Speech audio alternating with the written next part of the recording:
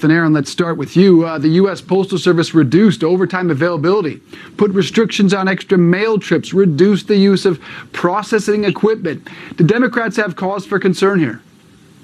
Well, I think the Democrats are just constantly trying to lie, cheat, and steal their way into the White House in November, to be very honest. The president did raise concerns about this on Twitter like he usually does.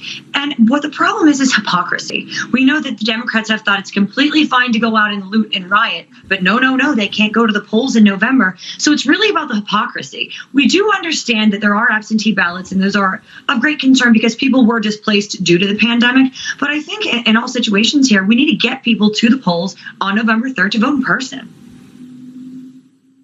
Grant, what do you think? Are we headed for chaos and confusion? I think we're already at the point of chaos and confusion. Nothing to go. Well, here's what President Trump said when he was interviewed by Axios' Jonathan Swan earlier this week. They discussed mail-in voting. Listen.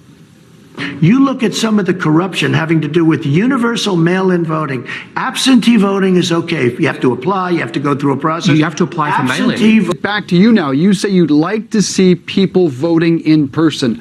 Are you not concerned about the rampant spread of COVID-19 or the potential for 6, 7, 8-hour lines if, in fact, people do show up to vote in person?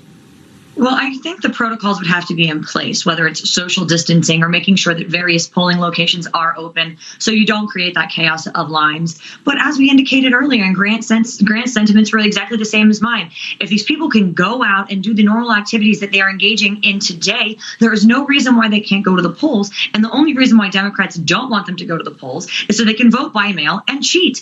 Like I said earlier, this is an attempt to lie, cheat, and steal their way into the White House. What evidence is there, Grant, of widespread voter fraud related to mail-in voting?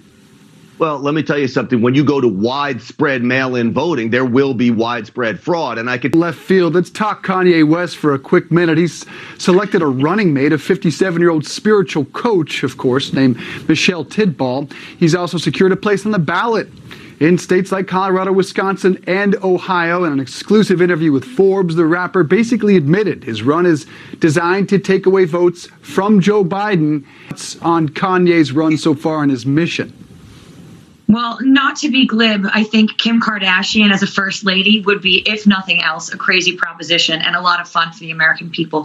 Kanye West is doing something that a lot of third-party candidates do, which is disrupt the two-party system. And this two-party system in our country has been in place for a very long time, and he will absolutely have no negative impact on Donald Trump. It will only have an adverse impact on Joe Biden. So for someone that's on the conservative side, I could see how they would be very happy about this. You know, when he announced that he was running, it was already too late to get on several ballots and get all the signatures, but now he's doing this mail-in / write-in.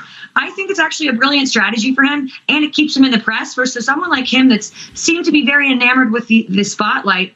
He's having a lot of fun with it, and it can only benefit the Republicans. Back with us in the next hour, we'll talk about the New York AG lawsuit against